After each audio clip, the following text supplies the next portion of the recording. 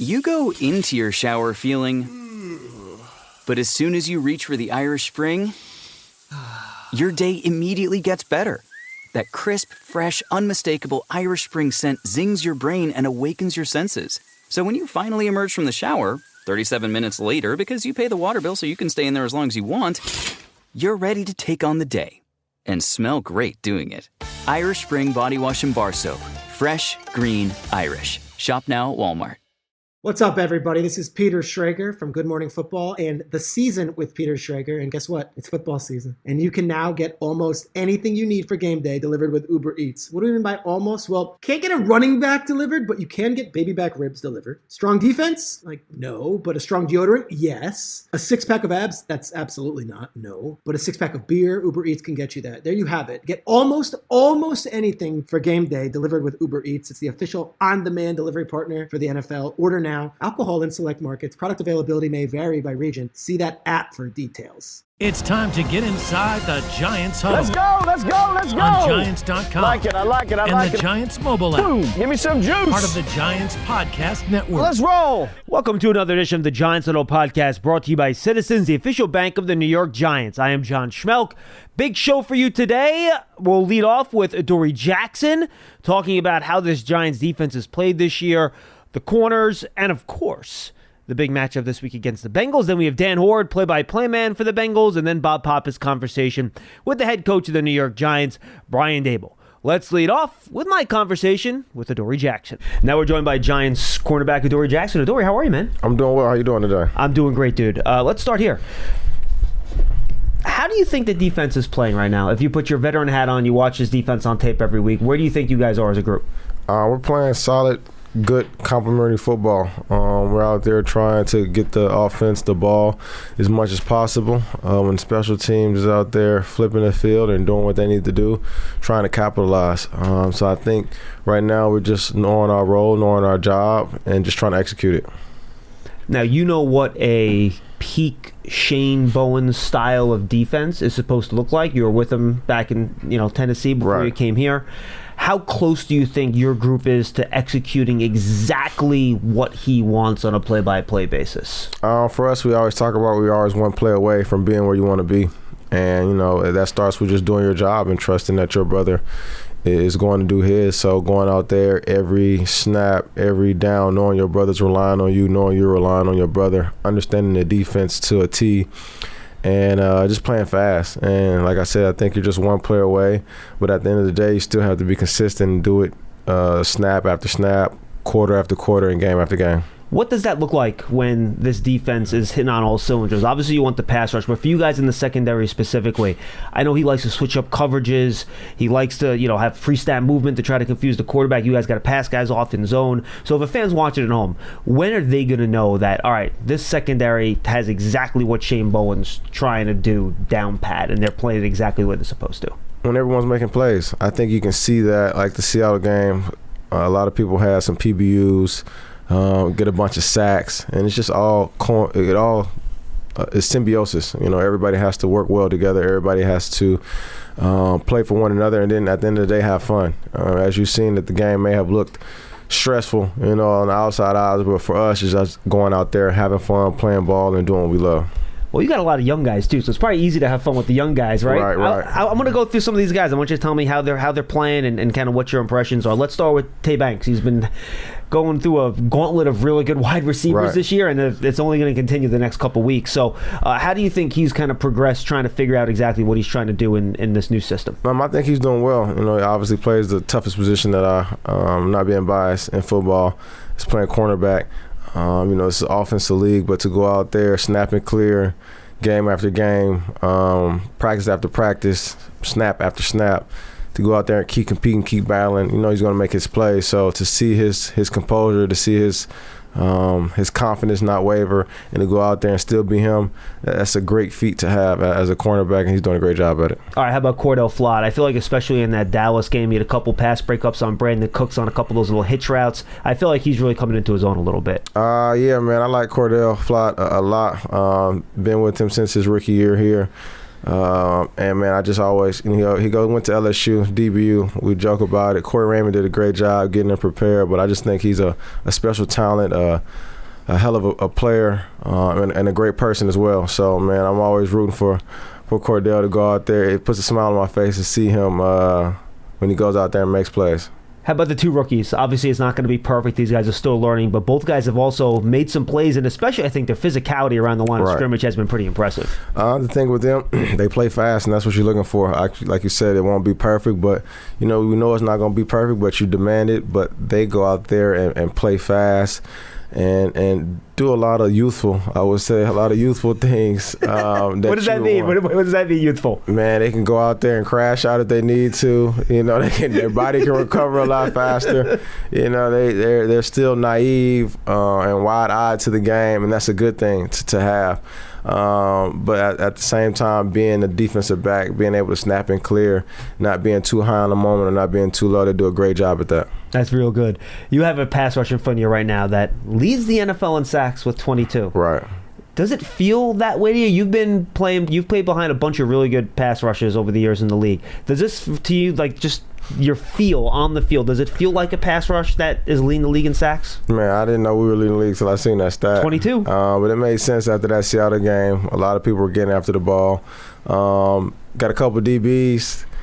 Pinnock getting after the ball and getting some sacks. So Drew Phillips has one too. That's what I'm saying, Drew. So we, man, you can feel it, but you don't feel it until you know it. And you know what I mean? Until you can sense it. So it's like, man, we know that the guys are out there playing fast, getting after the quarterback.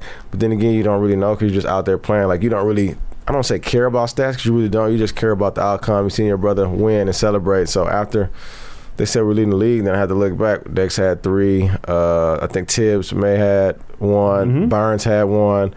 Davidson had 2. Yeah. So I'm sitting there like, well, shoot, you do the math. That's a lot of sacks. But you don't really understand it during the game. It's like, all right, you just happy cheering. You don't know what's going on. And then at the end, like, oh, we had that many sacks. It's crazy. All right, I want to do 2 follow-ups on that. The first one is that when you have a pass rush like that in front of you, how does that help you as a cornerback when maybe the quarterback can't hold the ball quite as long as he might want? I think for us it is about just doing your job. I understand that we want those guys to eat because then it gets us in situations, they're not always on third and medium, third and short, and they get in third and longer situations and let us get vision and let us play. So I think it helps out. And, even if they can or cannot get to the quarterback, it might be some tips, might be some overthrows, some bad balls, some bad plays. And if you're doing your job as a defensive back, good things can happen and good things will happen. Unfortunately, last year, you guys did not play with a lot of leads over the course of the year. You were kind of playing catch-up all the time. This year, haven't been up 2 scores in a lot of these games, but they've been close. You've had small leads or small deficits. How much does that game flow help a defense where you're able to maybe play a certain way because you're not 14 down and you can dictate to the offense a little bit more and they can't just run exactly what they want to run because they have a 10, 14-point lead?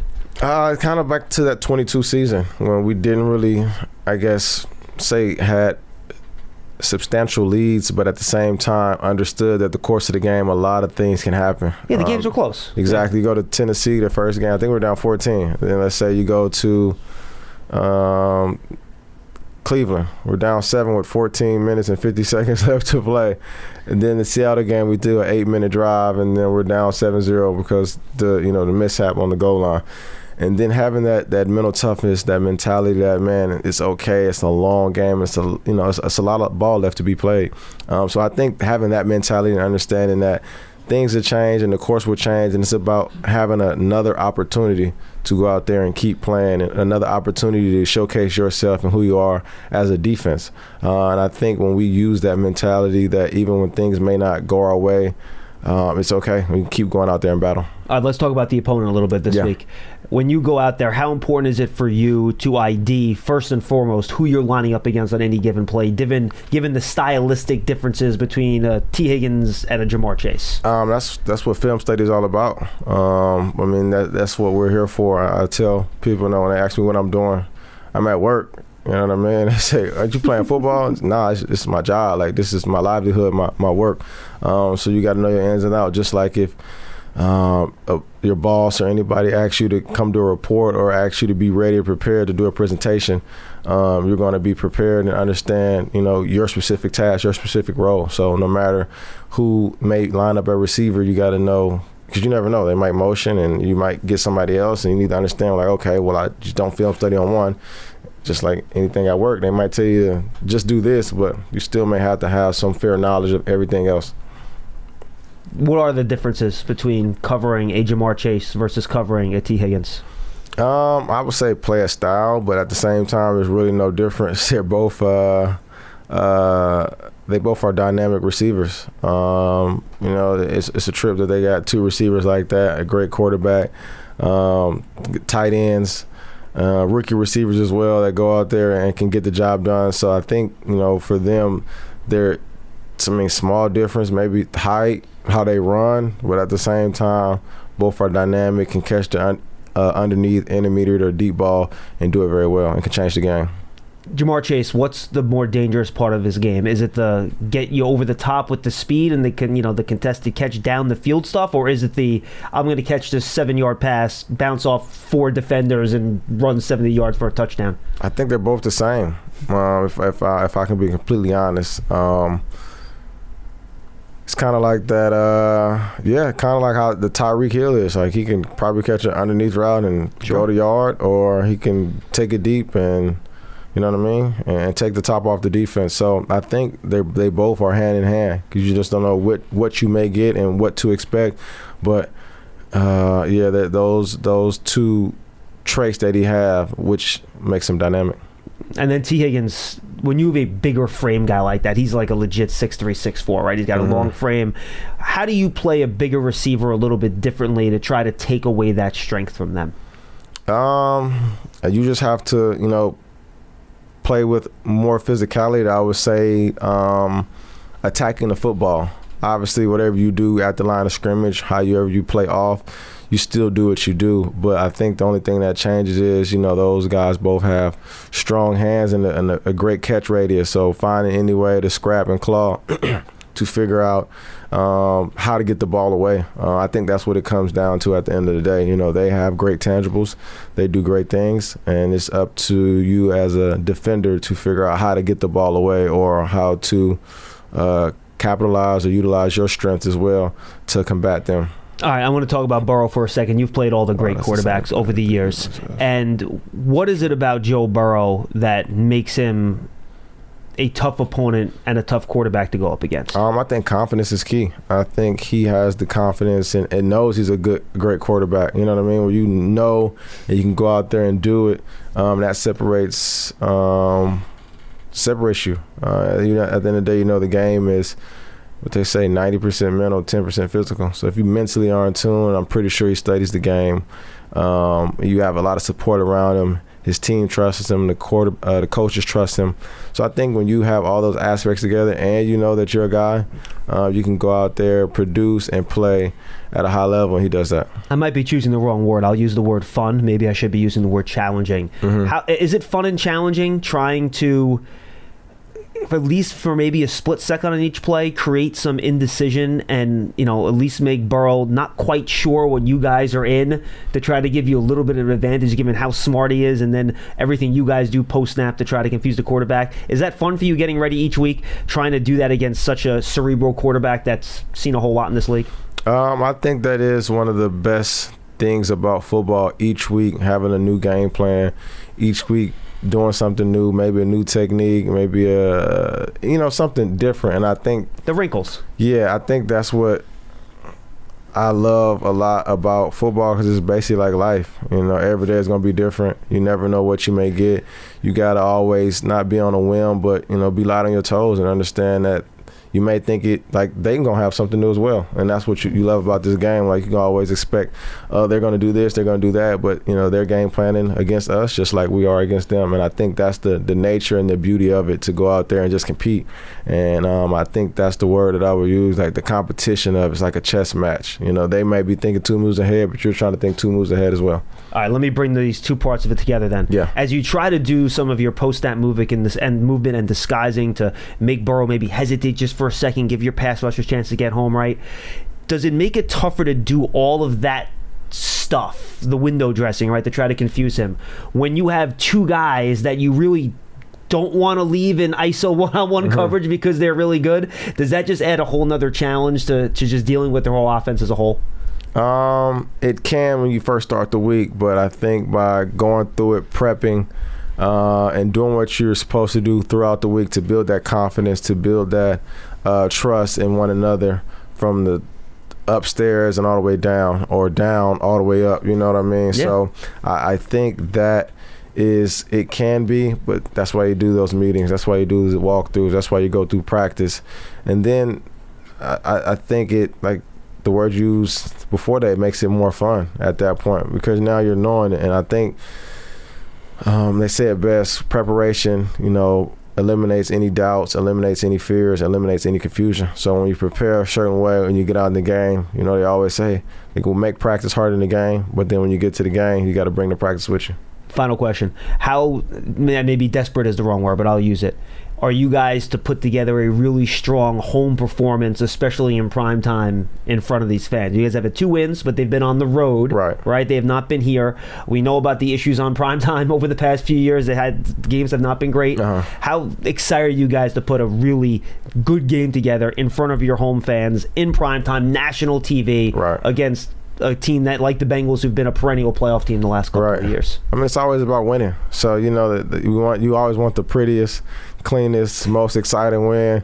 But at the end of the day, you'll take a gritty, dirty, grimy win. Heck yeah. As well. So for us, just to go out there and get a win, like you said, our wins have been on the road, but to get a win in the city, get a win for the fans, and then ultimately get a win for us. That's what's major. So want to do all those facets, make everybody proud, but internally just make ourselves happy, because you love winning. Everybody does, no matter what it is. It can be a tic-tac-toe game, or it can be an NFL game. So at the end of the day, it can be a small win or a big win, but you always want to win. Good stuff, Adoree. Yes, sir. Best of luck on Sunday night, dude. Thank you so much.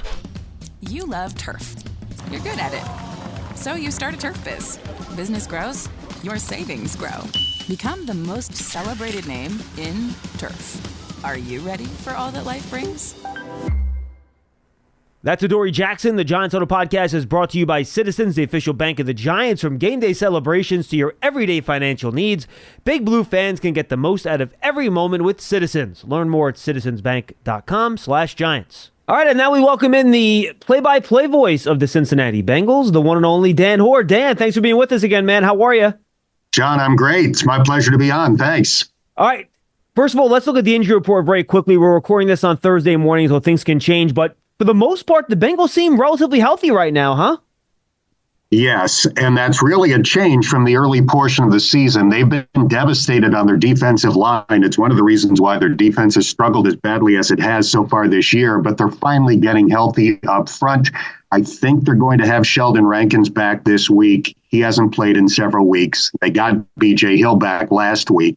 Miles Murphy and McKinley Jackson were on IR for the first 4 weeks of the season. They both got some snaps last week. So a group that they expected to be pretty good is finally getting healthy, and that should help. Absolutely. Let's talk about that defense first. Obviously, a lot left to be desired, I think, on that side of the ball here, Dan, which is very uncharacteristic, I think, for the Bengals. Lou Anarumo was an excellent coordinator. He was here with the Giants. We're very familiar with him. But it just seems like they have not been able to figure out their formula of how to get off the field. They were pretty good the first 2 weeks, John. They gave up 16 in week 1 and 19 offensive points in week 2. The Chiefs scored a defensive touchdown in that game to score 26 total, but 16 and 19 should win most of the time with this offense. But the last 3 weeks, it's been really bad. Now, some of that has to do with who they've been playing. Washington is number 1 in the NFL in points. Baltimore is number 2. And Lamar Jackson did things last week that no other quarterback in the history of the game can do. They had him seemingly sacked about 4 or 5 times, just couldn't get him to the ground, and all of those plays turned out to be big plays. So I think that's part of it. But the defense clearly has to play better. They had a players-only meeting this week. Cornerback Mike Hilton came out publicly and said, we are not upholding our end of the bargain. We should be winning the way that the defense is performing. So that's what's got to change here in Cincinnati. Is this a pass rush issue? Is it a coverage issue? You mentioned the injuries on the defensive line, right? Is it run stopping? Like, where do you, if you were to put your finger on where you think the biggest change needs to happen for it to turn around, where would you point? I would say run stopping, number one, pass rush, number two. Stopping the run has been an issue since the beginning of last year. Now, last week against Derrick Henry and Lamar Jackson, they did a great job of stopping the run until the final running play of the day. Henry in overtime went 51 yards to set up the game-winning field goal. But if you subtract that play, and I know you can't really do that, but for the sake of this interview, we will, they held Baltimore to about 70 rushing yards on 30 carries. So the run defense was really good until that final run last week. Pass rush hasn't been there so far this year. Part of that is what I talked about earlier, all the guys that have been out on the defensive line. But as a team, they have as many sacks as Dexter Lawrence does. So through 5 games, when another team's 340-pound nose tackle has the same number of sacks as your entire team does, that tells you it has not been a very effective pass rush so far. Last one on the defense. Trey Hendrickson obviously is your best defensive player. Really good pass rusher. He's mostly going to be lined up against Andrew Thomas. That's going to be a really fun matchup to watch, Dan. Who's the second guy, right? If the Giants decide to like double, chip, do whatever they want to Hendrickson, who's the other guy that you think has the best chance of winning one-on-one and getting home against the opposing quarterback? If Sheldon Rankins plays, and again, I think there's a reasonable chance that he will, he is a very good interior pass rusher. That's why the Bengals signed him as a free agent this past offseason. I mean, he doesn't have crazy sack totals in his NFL career, but if you look beyond that specific stat, he's always up there in pressures among defensive tackles. He's very good at interior pressure. So if healthy, I would say he would be the guy. Then part of it is situational. If they can get the Giants into obvious passing downs, Myles Murphy was their number 1 draft pick last year out of Clemson. He's a tremendous athlete. And he actually beat his man quite a bit last week in the Baltimore game. It was his first game of the year. He's been out with an injury. He's getting healthier and healthier, and he's a really talented guy. So, again, it's a situational thing. Sam Hubbard is usually on the field in that other defensive end spot. And if they can get the Giants into second and long, third and long, then Myles Murphy comes in, and he can be a problem. Last week, the Giants really focusing on one matchup on the defensive backfield. They went after Dre Brown again and again, and Darius Slayton had his way with him. For the Bengals, are they going to match up one-on-one with if Neighbors is back? Are they going to put one guy on him and travel? Are they going to stick on their sides? Is there someone that they trust to cover him more than anyone else? And then has there been someone that other teams have kind of targeted over the course of this year back there? They generally don't have their quote-unquote top corner follow a guy. They've done it from time to time in the past. Their number 1 corner is Cam Taylor-Britt, and on a week-to-week basis, he can be one of the best corners in the league, or he can really struggle. And a couple of weeks ago, he struggled so badly, he actually got benched during the course of that game, which hadn't happened before. He came back, and I thought he was solid last week. Now, they've lost one of their best corners, Dax Hill. He tore his ACL last week. E.J. Turner, who was a second-round draft pick last year, moves up into that starting spot. It's an inconsistent group. They're capable of being really good, but they have some clunkers as well. So assuming that Neighbors is back, that's going to be a huge challenge for Cincinnati. All right, let's go to the offensive side of the ball. And Dan, I understand this is, it seems like a ridiculous question given how good this Bengals offense has been over the years. But is this as much as you've seen this side of the ball humming for Cincinnati in the last few years with Joe Burrow, Higgins, Chase healthy? The run game's done a pretty nice job. It looks like the line's protecting. I mean, this right now could be the best offense in football. It's performing as well as it did since the tail end of the Super Bowl year in 2021. They really got it rolling late that year, and obviously it carried all the way to Super Bowl 56. So it's playing like that right now. If you look back over the last 3 weeks, 33 points, 34 points, 38 points. The 38 came against the Ravens. That's one of the better defenses in the NFL. So, yes, it's really cooking right now. Burrow looks fantastic. Struggled a little bit in week 1. The national debate shows were asking whether his wrist was healthy. Will he ever throw the ball that well again? Well, nobody's talking about that anymore. He's number 1 in the NFL in passer rating and touchdown pass because it looks great. And you noted the offensive line. I think it's the best offensive line he's had in his time in Cincinnati. He signed Orlando Brown Jr. last year to be their left tackle. He was the highest priced offensive line free agent available. They drafted the right tackle, Amarius Mims, this year. I think he's going to be a superstar. I mean, this guy. I agree. I love him. He's great. Yeah, he looks like he was built in a lab. So they have shored up their tackles. The offensive line play has been good. And combination of a good offensive line, Burrow, and that weaponry equals a lot of points. Yeah, and I got to imagine that a lot of I think you guys are number one in the PFF pressure percentage allowed metric. How, you talked about the line, but a lot of that's got to be Burrow too, right? Just with the speed at which he can identify what's coming and how fast he gets rid of the ball.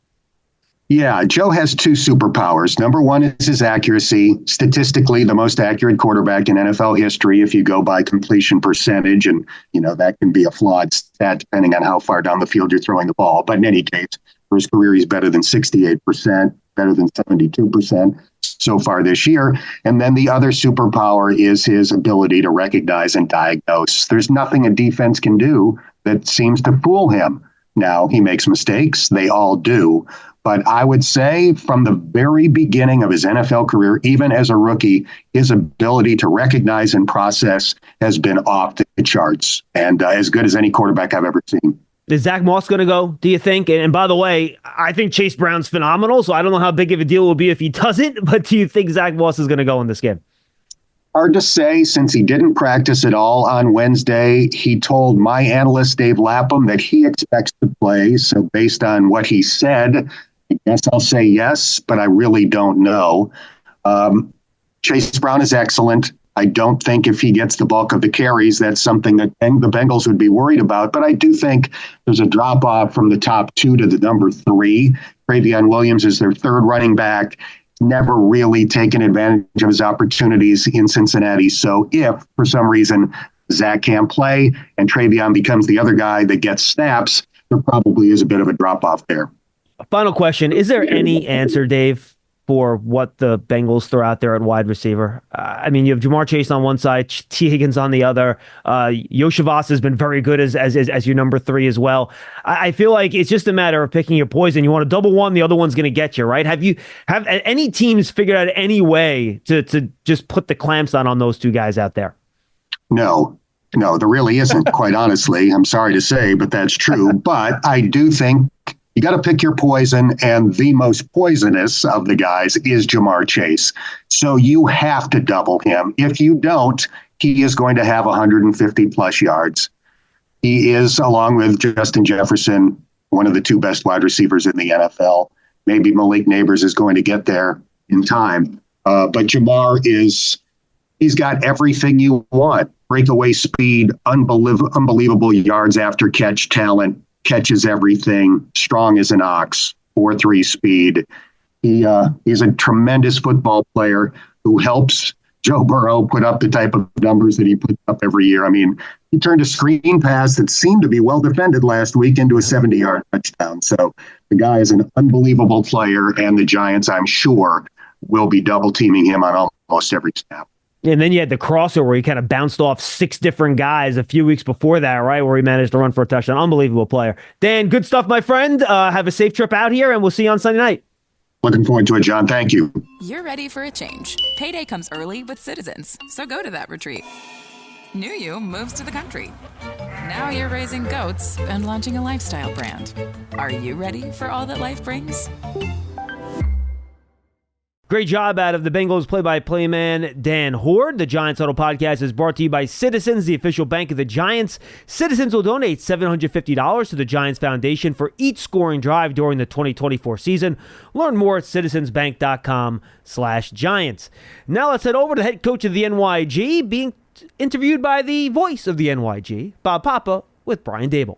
As always, we're joined by the head coach of the New York Football Giants, Brian Daboll, as tonight the Giants take on the Cincinnati Bengals. And, Coach, after last week's win, obviously a good feeling around the football team, but a very stiff challenge tonight with Cincinnati coming to town.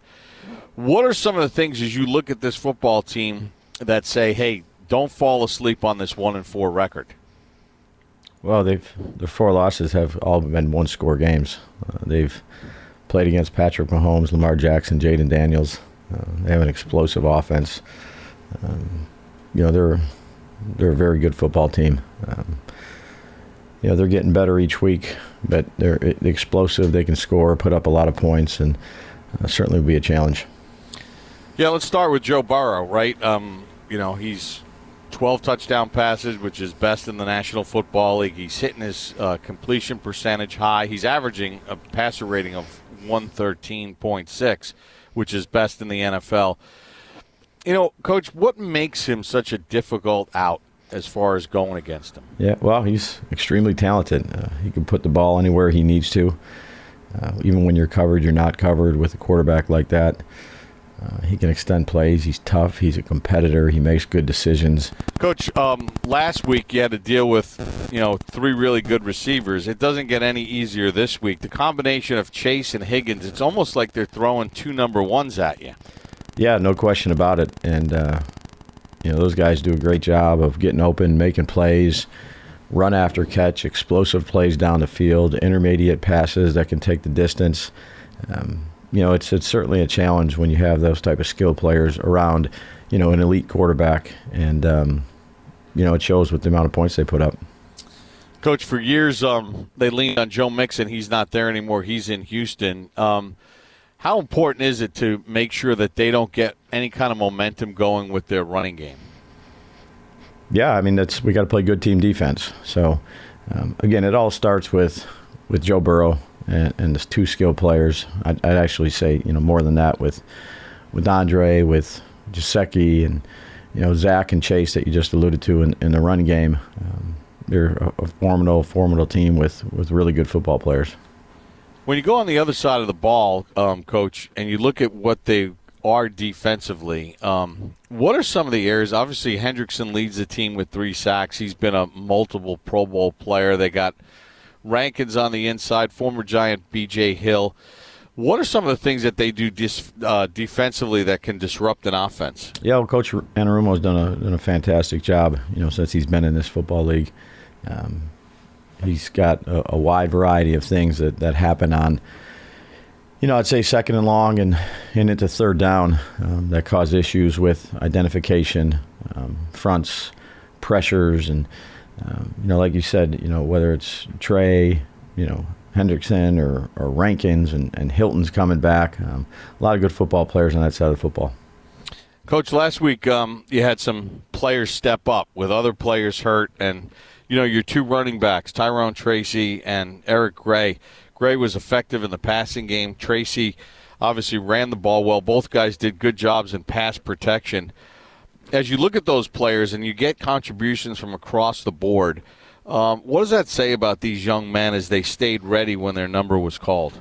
Yeah, that's the expectation for them is, whether you're a starter or not, is to come in, work hard, be prepared. So when your number's called, you're going to be able to go out there and show at your best.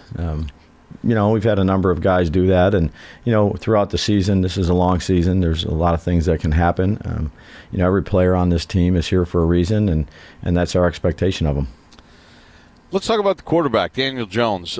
We've seen it with Kirk Cousins coming off his Achilles. Rome wasn't built in a day, and there was some ring rust and getting into the flow of the game when coming off a severe injury. Daniel's done the same thing, but, over these last 4 games, everything is just getting better and better. Do you get a sense that he's just a little bit more comfortable in everything that's happening around him? Yeah, Daniel, we've talked about this plenty of times. He's very consistent. His preparation, whether it's in the classroom or on the practice field, is really at a high level. He's very, very consistent. His mind is very clear in what he needs to do and how he needs to do it. And he knows, he's been in this league long enough, as all of us have, that, it's a week-to-week base job, and we got to make sure that, we're doing everything we can do leading up to, Sunday or game day, whenever that is, to be ready to go. But he does everything he can do throughout the week to make sure he puts himself in best position to be the best he can for our football team. Finally, Coach, defensively, you guys have gotten better each and every week. You guys did a good job against the run last week. You lead the NFL with 22 sacks and only 1 rushing touchdown allowed. Minnesota and Pittsburgh are the other teams to do that. And Dexter, second in the league in sacks. With a new scheme that's in there, can you just talk about the growth and maturation of the unit with Coach Bowen as each game goes by? Yeah, it really starts with Shane. He's the leader of our defense. He's done a fantastic job. He's a great teammate. He does a great job with the other coaches of developing a game plan for the things we need to do each week. And then he does a great job in the meeting rooms of making it come to life for the players. He holds them in high demand, but he's very respectful to them. And he does a great job. Whether it's in coaching meetings, on the field, and then ultimately it's up to the players to go out there and to execute. On game day, and it starts with Dexter, I would say.